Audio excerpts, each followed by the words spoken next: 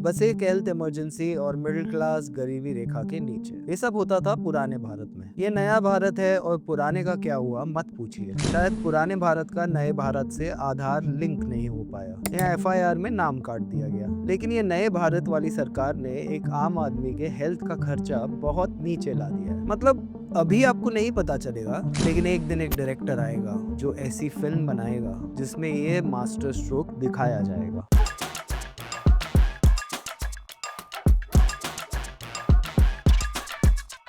अभी के लिए हम मेयर मॉडल्स कुछ एग्जिस्टिंग नंबर्स की पड़ताल कर लेते हैं कि सरकार ये दावा किस बेसिस पे कर रही है। इस दावे का धुरंधर है आयुष्मान भारत और प्रधानमंत्री जन आरोग्य योजना यानी पीएमजे।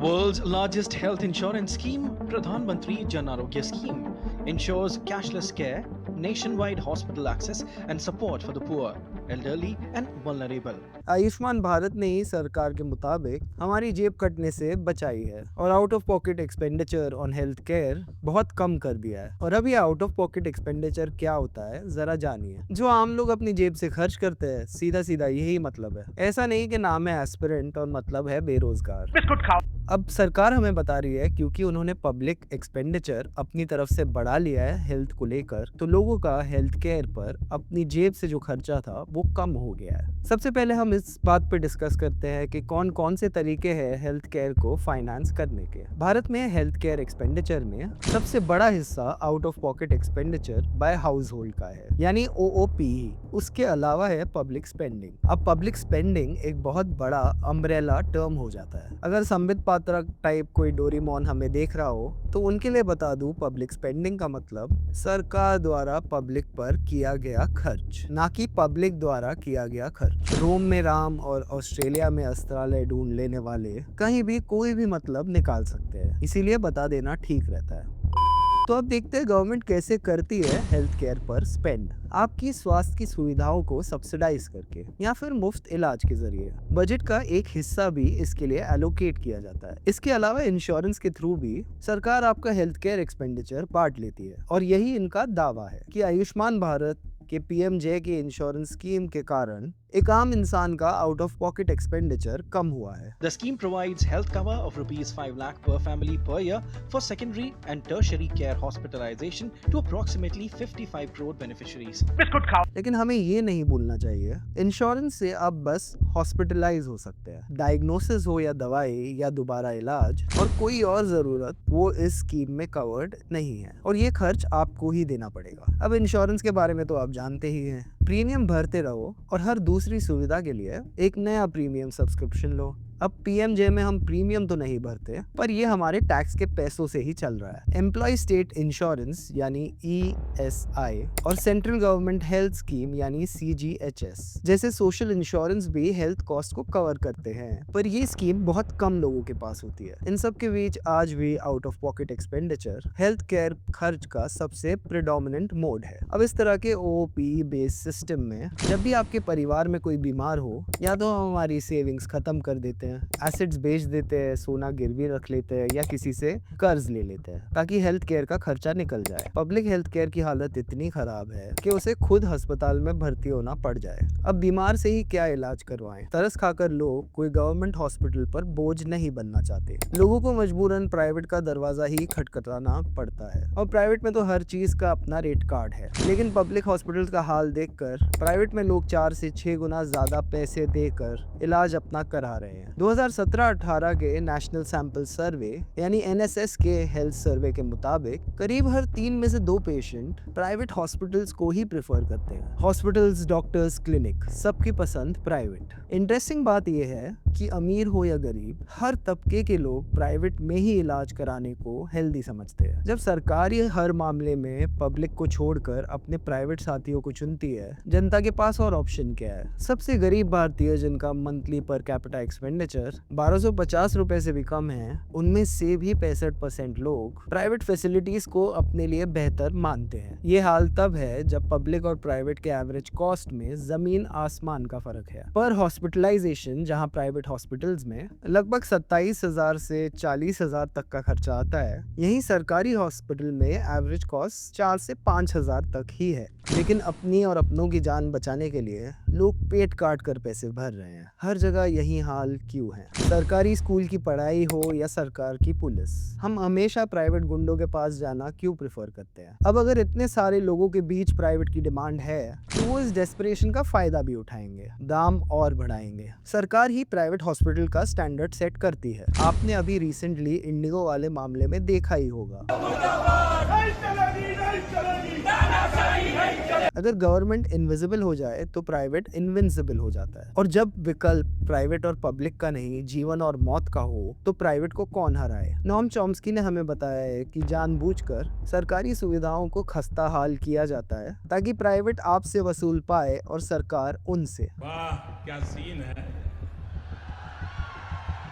वाह क्या सीन है। चुनाव भी तो उन्हीं के पैसों से लड़ना है। जन स्वास्थ्य अभियान के इंद्रनील बताते हैं, अगर कोई गरीब है तो या तो वो अच्छी देखभाल चुन सकता है या फिर मौत। अच्छी देखभाल का अच्छा खर्चा है, उस खर्चे से फिर चढ़ता कर्जा है, तो ऑप्शन बस क्या है? मजबूरी की मौत या उधार की जिंदगी। स्कूल से बच्चों के नाम तक कटवा दिए जाते हैं, औरतों को एक्स्ट्रा काम लेना पड़ता है, मर्दों को डबल शिफ्ट ड्यूटी लगानी पड़ती है ताकि इलाज हो जाए और उसके खर्च का कर्जा उतर जाए। जान है तो जहान है, और ऐसा जहान जो कर्जे में डूबा हो वो बस तिनकों पर टिका है। बॉडी तो फुल फिट हो भी जाए पर बड़े इलाज के बाद गरीबी और भी बढ़ जाती है। ऐसे में ना वो देखभाल मिलती है ना परिवार को वो पोषण, फिर कोई ठीक होते ही कोई और बीमार पड़ता है और ये साइकिल आपको खींचते रहता है। The vicious cycle of poverty and ill health continues.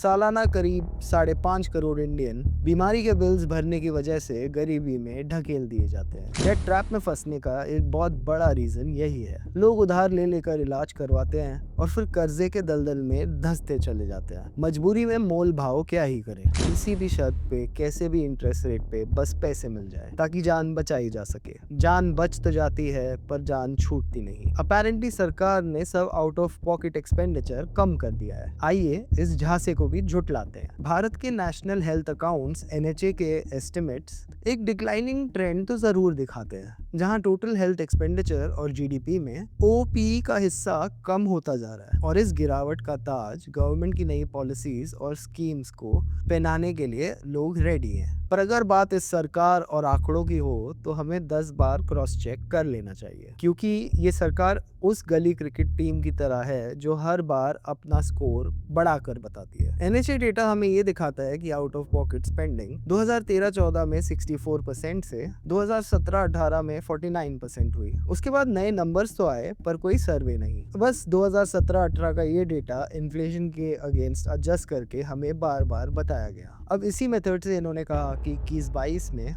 OPE गिरकर 39% हो गया है। अब एक पॉसिबिलिटी तो ये है कि जेब से खर्च का हिस्सा इसलिए कम हुआ हो क्योंकि जेब ही खाली हो गई हो, यानी लोगों का परचेसिंग पावर और टोटल एक्सपेंडिचर ही पहले से काफी कम हो गया हो। इंद्रनील ने भी ये सवाल उठाया कि ऐसा तो नहीं कि लोग आर्थिक तंगी और तनाव के कारण हॉस्पिटलाइज होने से ही तौबा करने लगे हो। बड़े साहब के दोनों बड़े ब्लंडर्स, डीमोनेटाइजेशन और GST, आम लोगों की जिंदगी में बवंडर ला ही चुके हैं। ये एक वेल डॉक्यूमेंट फैक्ट है कि इन दो डिसीजंस ने एक आम आदमी के परचेसिंग पावर को काफी कमजोर किया है। अब परचेसिंग पावर घटा तो हेल्थ भी महंगा हो गया। लोगों ने इलाज और हेल्थ केयर को ही जाने दिया, और इन आशंकाओं का आधार भी है। कई डेकेड्स के बाद पहली बार NSS के डेटा ने हॉस्पिटलाइजेशन रेट में डिक्लाइन दिखाया है। ये एक चिंता की बात है। पिछले 4 डेकेड्स में ऐसा डिक्लाइन नहीं देखा गया है, पर जरूरी नहीं कि यही हुआ हो। ये भी हो सकता है कि NSS ने सही तरीके से हॉस्पिटलाइजेशन का जो डेटा है वो कैप्चर नहीं किया हो, और कंपेरेबल डेटा सेट्स कहीं ज्यादा हॉस्पिटलाइजेशन रेट्स दिखाते हैं, जिसका मतलब ये हो सकता है कि NHA ने सही अंदाजा नहीं लगाया हो और इसीलिए आउट ऑफ पॉकेट एक्सपेंडिचर का नंबर कम दिखा रहा हो।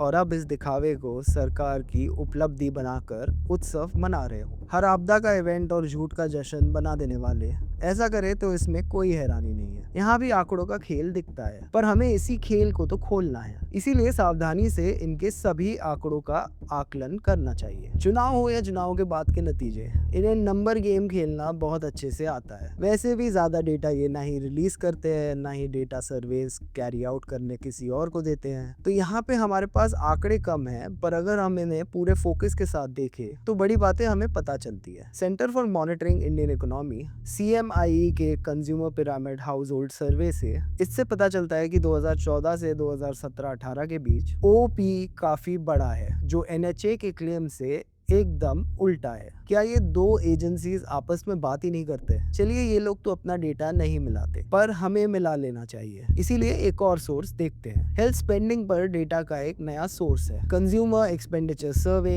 यानी CES। 2022-23 के सर्वे को देखें तो समझ आता है कि एक आम परिवार के मंथली बजट का बड़े से बड़ा हिस्सा हेल्थ केयर में ही जा रहा है, और ये पहले के मुकाबले बड़ा ही है। तो जब हाउस होल्ड बजट में हेल्थ केयर का हिस्सा बड़ा है, इसका सीधा मतलब है कि हेल्थ केयर इस देश के परिवारों के लिए कहीं और महंगा हो गया है और बाकी कंजम्पशन एक्सपेंडिचर घटा है। एक चीज यहाँ हाईलाइट करना बहुत जरूरी है कि हेल्थ एक्सपेंसेस में अब भी सबसे बड़ा खर्च दवाइयों पर ही होता है। आज भी सेहत पर आउट ऑफ पॉकेट हर 3 में से 4 रुपए दवाइयों पर ही खर्च होते हैं, और ये कॉस्ट बढ़ता ही चला जा रहा है।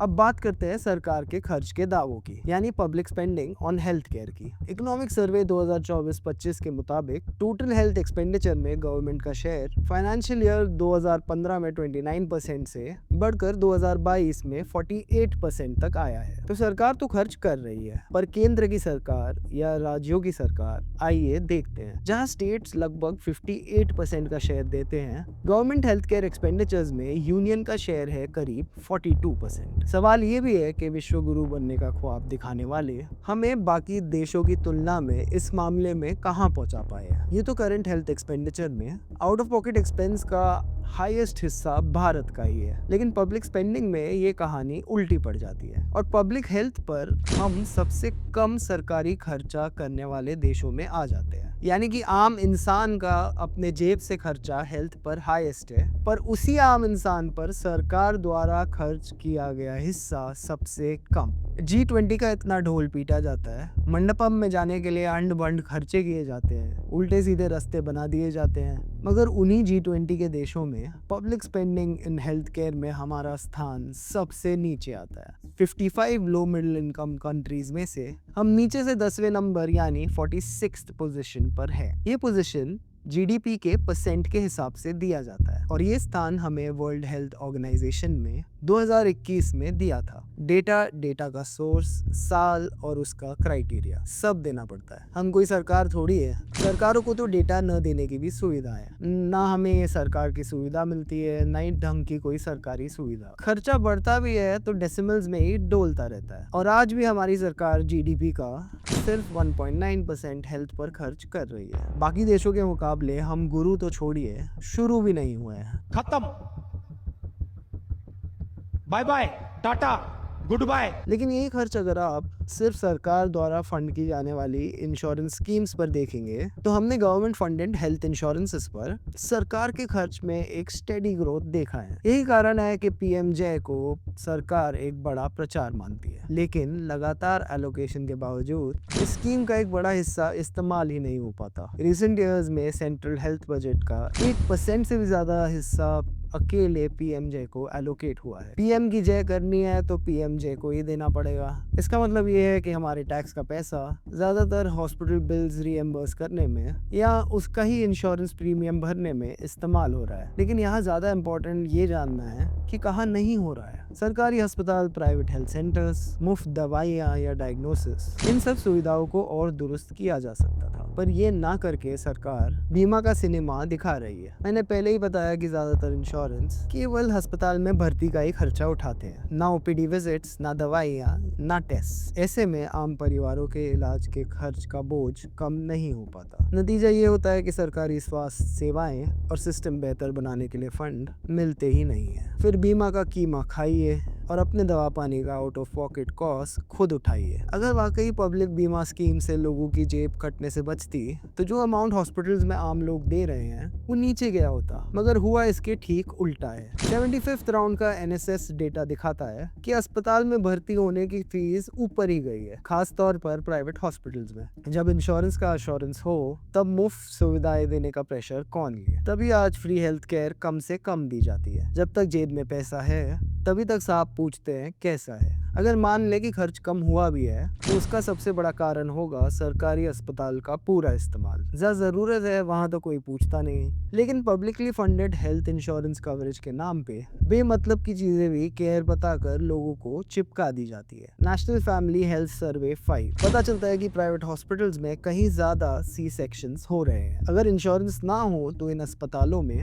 हर 100 में से 41 माओं की डिलीवरी सी सेक्शन से ही की जाती है। लेकिन अगर किसी पब्लिक स्कीम से महिला जुड़ी हो तभी ये नंबर 41 से 54 आउट ऑफ 100 हो जाता है। इसका मतलब ये हो सकता है कि अगर मेडिकल तौर पर ये सर्जरी जरूरी ना भी हो तो भी इंश्योरेंस स्कीम्स ने हॉस्पिटल को एनकरेज किया है कि वो प्रोसीजर्स भी कर दे जिनकी जरूरत नहीं है। जहाँ जरूरत नहीं है वहाँ एक्स्ट्रा केयर, और जहाँ जान पर आई हो वहाँ आत्मनिर्भर बनिए। सरकारी हॉस्पिटल और फ्री दवाई सब पिछले जमाने की सोच है। आइए आपको नया भारत दिखाते हैं। जिन बच्चों में देश का भविष्य बसता हो उनके स्कूली बस्ते घर में सड़ रहे हैं, क्योंकि मेडिकल इमरजेंसी के कारण जो खर्चा हुआ उसके कर्जे के चलते स्कूल से नाम कटाना पड़ा। जिन माँ बाप की सेवा के लिए आपने नौकरी पकड़ी थी उनका अभी हाल बेहद बुरा है। जिन्हें सबसे ज्यादा आराम की जरूरत है वो सबसे ज्यादा सफर कर रहे हैं। सबसे गरीब परिवारों में जो सबसे बूढ़े सदस्य हो उनके कंजम्पशन एक्सपेंडिचर का सबसे बड़ा हिस्सा हेल्थ केयर में ही जाता है। लगभग 25% खर्च सिर्फ हेल्थ के लिए।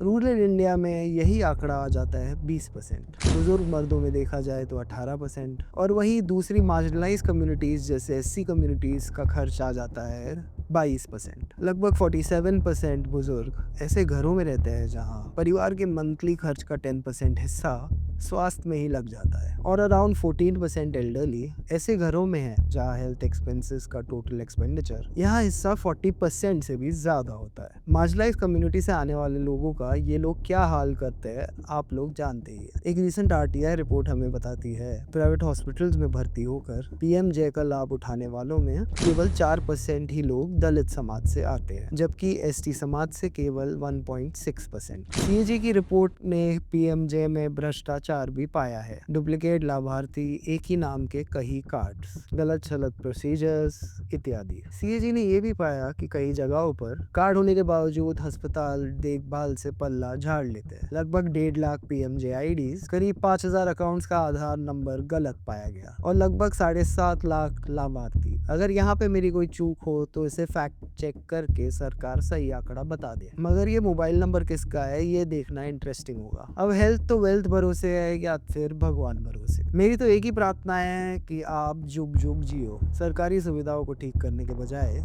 लोगों को लगातार प्राइवेट हॉस्पिटल्स की ओर क्यों ढकेला जा रहा है? टेलीकॉम, रेलवे, एयरवे, स्कूल, सब में ऐसा ही क्यों है? जवाब आप जानते हैं, वोट तो आपका है पर वीटो उनका। वही जुग जुग जियो वाले 4 लोग जो आपके सबसे बड़ी मजबूरी में सबसे बड़ा मुनाफा ढूंढ रहे हैं। अब जो वो 4 लोग कहेंगे सरकार वही करेगी। बहुत केयरफुली क्यूरेटेड इमेज है। मिनिमम गवर्नमेंट मैक्सिमम गवर्नेंस का ये मतलब आप तब नहीं समझे होंगे, पर यकीन है अब तक तो समझ गए होंगे। नया भारत है तो नया लोकतंत्र भी, और इस नई डेमोक्रेसी का डेफिनेशन है a form of government by the corporate, of the corporate and most importantly for the corporate.